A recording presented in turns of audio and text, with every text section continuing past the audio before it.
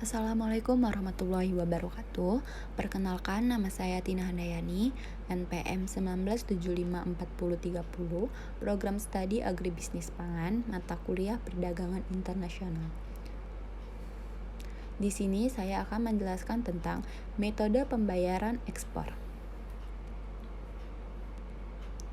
Metode pembayaran ekspor yaitu ada 4. Yang pertama, advance payment, yaitu cash with order, pembayaran langsung kepada eksportir sebelum barang yang dipesan dikirim. Yang kedua, letter of credit, jaminan yang diterbitkan oleh IUSIN Bank atas perintah aplikat bayar kepada eksportir agar importir melakukan pembayaran sejumlah tertentu.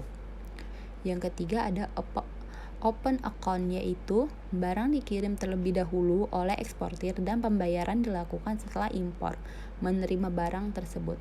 Yang keempat ada konsiasi pengiriman, yaitu pengiriman barang kepada perantara impor yang akan menunjukkan barang tersebut kepada final buyer.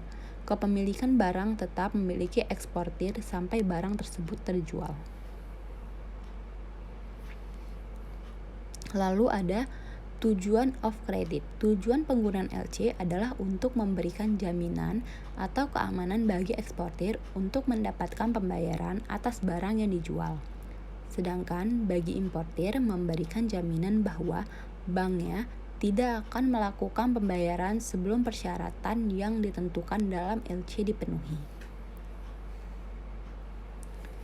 Selanjutnya, fungsi letter of credit atau LC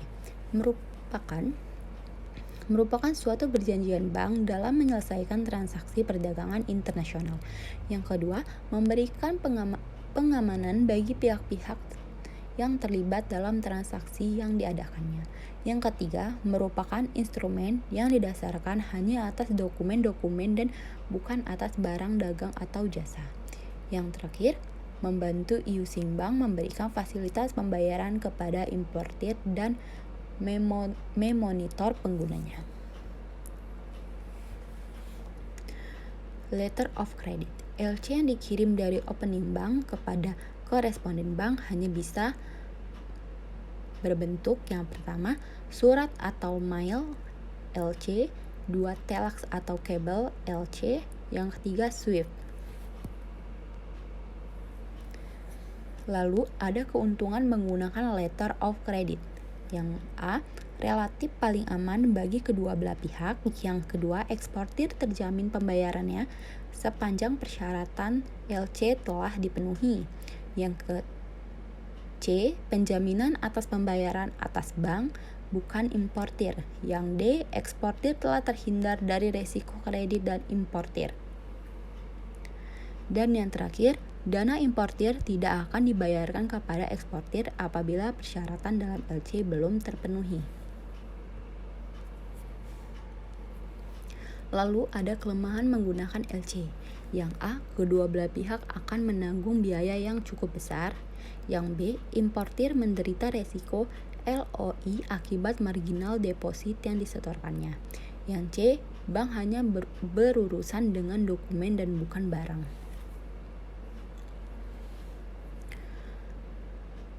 Pembukaan LC. Hal-hal yang perlu diperhatikan oleh importir opening bank kepada aplikasi pembukaan letter of credit. Yang pertama, nama jelas dan alamat eksportir. Yang kedua, jumlah valuta. Yang ketiga, jenis LC apakah recoverable. Yang keempat, apakah LC tersebut akan diselesaikan dengan cara pembayaran. Yang kelima, atas siapa wesel. Yang keenam, uraian singkat dari barang-barang yang akan diimpor dan termasuk jumlah dan harga per unit jika ada. Yang ketujuh, syarat penyerahan barang dengan kondisi FOB, CFR, dan CIP. Yang kedelapan, perincian dokumen-dokumen yang diminta. Yang kesembilan, nama pelabuhan pemuat dan pelabuhan tujuan. Yang kesepuluh, transmit atau pindahan kapal diperbolehkan atau tidak. Yang ke-11, pengapalan sebagian atau partial smith. Yang ke-12, tanggal pengapalan terakhir. Yang ke-13, tanggal jatuh tempo LC. Selanjutnya yang ke-14 ada jangka waktu penyerahan atau presentasi dokumen. Yang ke-15 apakah LC akan disampaikan per surat atau mail, telex, atau kabel atau SWIFT. Yang ke-16 pernyataan tunduk pada syarat-syarat umum bank untuk penerbitan LC di luar Indonesia. Pihak-pihak yang terlibat dalam LC. Pihak-pihak yang terlibat secara langsung yaitu ada pembeli atau importir, disebut juga aplikat atau account party. Pihak yang memohon pembukaan dari bank. Yang kedua, penjualan eksportir, disebut juga beneficiary. Yang ketiga, bank pembukaan atau penerbit LC, disebut juga opening bank atau issuing bank. Yang keempat, bank penerus LC, disebut juga adving bank atau sales bank. Yang kelima, bank yang menegaskan atau menjamin pembayaran atas LC, disebut juga confirming bank. Yang keenam ada bank pembayaran, disebut juga paying bank. Bank yang namanya disebut dalam LC sebagai pihak yang melakukan pembayaran kepada beneficiary eksportir asalkan dokumen-dokumen sesuai dengan syarat-syarat LC.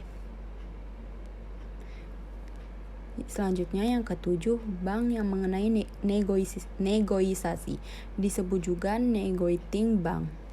Bank biasanya namanya tidak disebut dalam LC yang menyetujui untuk membeli wasal. Yang kedelapan, bank yang diminta mengganti pembayaran, disebut juga reimbursing bank. Bagaimana antar eksportir dan bank impor tidak ada hubungan rekening, maka untuk penyelesaian pembayaran biasanya ditunjukkan bank ketiga yang disebut reimbursing bank. Selanjutnya, pihak-pihak yang terlibat dalam LC, pihak-pihak yang tidak secara langsung. Yang pertama ada perusahaan atau maskapai pelayanan atau perkapalan menerima barang-barang dagangan dari shipper. Yang kedua, bea dan cukai atau pabean. Bagi importir bertindak sebagai agen dan akan memberikan izin untuk pelan barang dan bilama ketentuan-ketentuan pabean yang dipenuhi. Bagi eksportir, pihak yang meneliti dokumen serta pembayaran pajak dan izin barang untuk dimuat di kapal. Yang ketiga ada perusahaan asuransi yang mengasuransi barang yang dikapalkan sesuai dengan nilai yang disyaratkan. Yang keempat, badan-badan pemeriksa yang menunjukkan pemerintah dan berwenang dalam memeriksa mutu, jenis, jumlah barang tersebut. Yang kelima, badan-badan penelitian lainnya yang ditunjukkan pemerintah untuk mengeluarkan surat keterangan atau sertifikat lainnya bagi barang-barang yang diperlukan.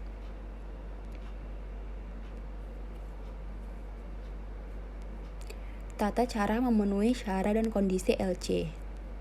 Yang pertama, autentik atau LC.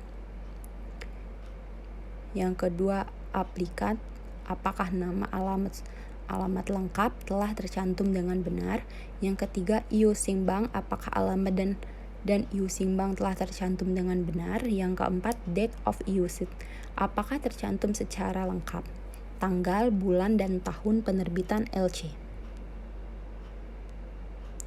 Selanjutnya yang kelima ada date and pledge of expire, apakah tujuan atau tempo LC telah tercantum tanggal, bulan, tahun secara lengkap. Yang keenam ada transferable credit, apakah ditransfer kepada beneficiary kedua disebut secara jelas dan diperkenalkan atau tidak diperkenankan. Yang ketujuh, confirmation, apakah saat LC diteruskan kepada beneficiary diperlukan adanya tambahan konfirmasi atau tidak. Apakah dalam LC tersebut adakah tercantum atau tidak.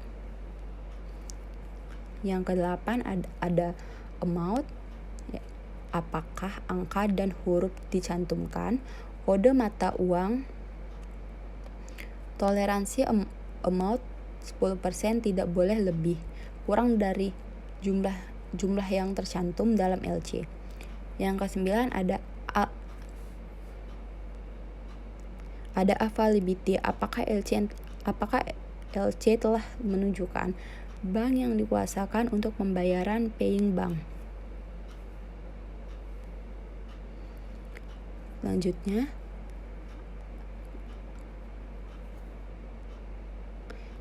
yang ke-9, apabila LC berlaku deferred payment, apakah telah dicantumkan bagaimana dan kapan jatuh tempo pembayaran. Misalnya 30 hari after date of shipment atau 60 hari after presentation of document.